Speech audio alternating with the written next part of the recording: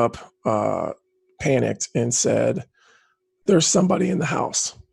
And so I jump up and I hear a man's voice screaming at the top of his lungs, and he's not really saying anything. It's just uh, it was like from deep within. It was really loud, all the way till he ran out of breath, and then he would take a breath and scream again. So I ran out uh, from my bedroom as soon as I turned the corner.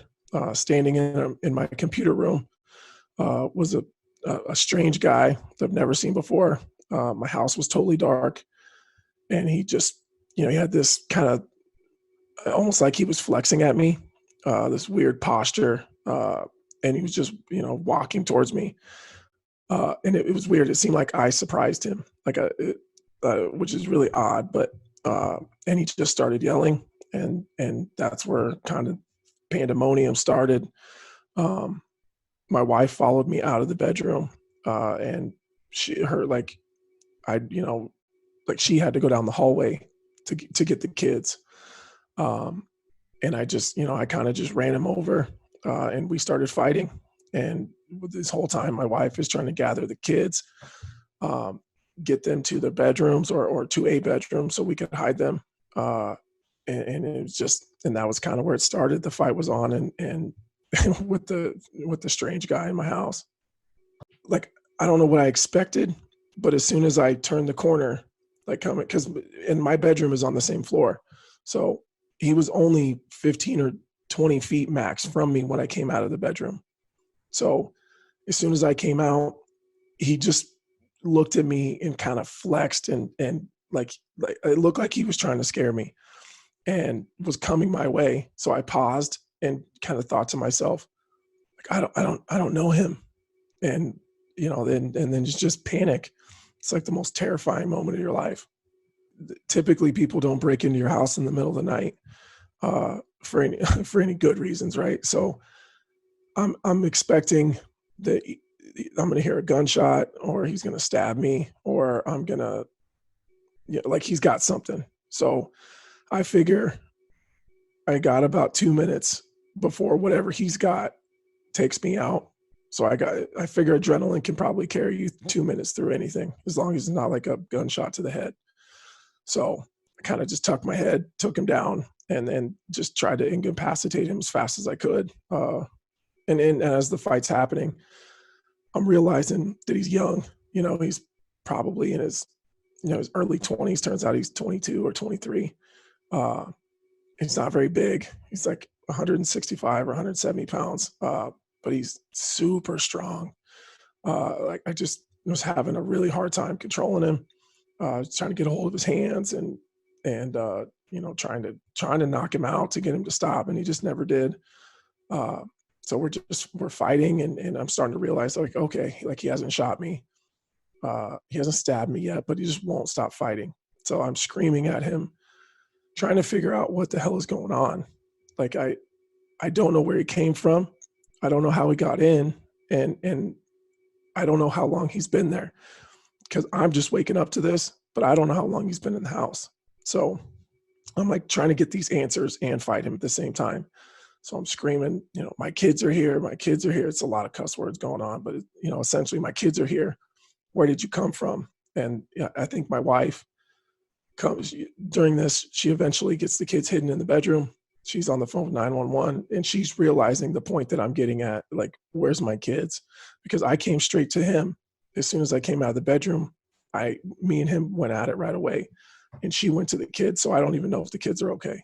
So she's telling me, like, Anthony, the kids are fine. I have the kids. And so now I'm asking him, I think the next thing I asked him was, are you alone?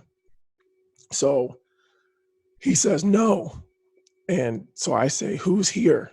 And he starts screaming, for Luke. He just starts screaming, Luke, Luke. And it's like he's screaming for someone to come help him.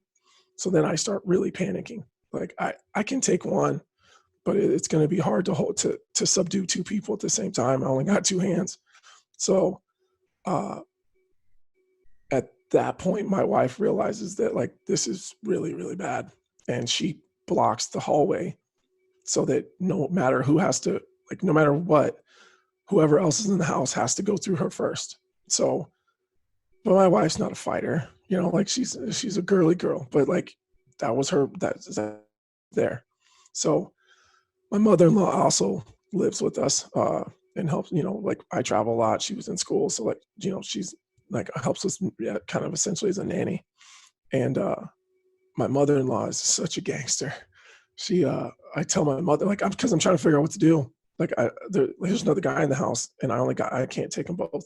So I tell my mother-in-law, go get me a knife. So she runs, she gets a carving knife out of the little butcher block, uh, and she brings it to me, and then goes outside to try to wait for the cops because my house is kind of hard to find. So she's gonna wave them down. That's her plan.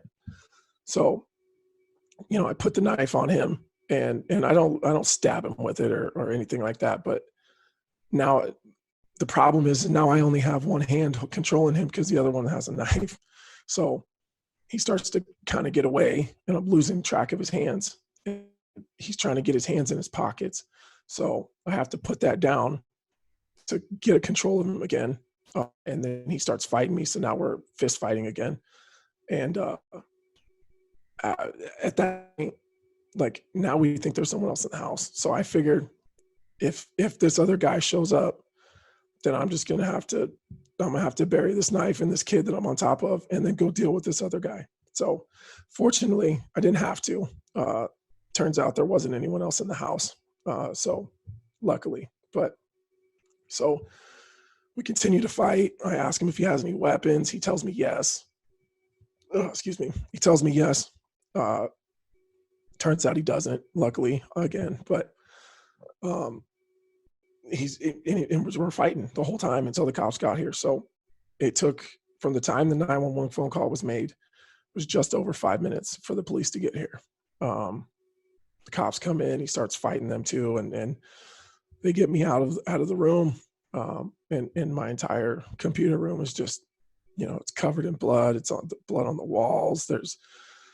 It's a mess. It's a mess. So, and then the whole police, the crime scene unit comes in. There's 10 cop cars in front of my house, an ambulance, a fire truck. It's just a disaster. And